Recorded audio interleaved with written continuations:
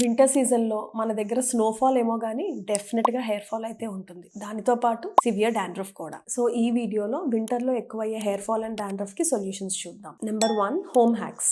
Lemon, curd, baking soda వంటి DIY home packs pH ని disturb చేసి స్కాల్ప్ డ్యామేజ్ చేసేలాగా చేస్తాయి. సో ఫస్ట్ అలాంటి హోమ్ హ్యాక్స్ ని ఆపేయండి. Number 2, scalp care. Light weight oils ని ప్రిఫర్ చేయండి, like organ oil are almond oil. ఇది అప్లై చేసి 30 minutes తర్వాత హెయిర్ వాష్ చేయండి. Avoid hot water.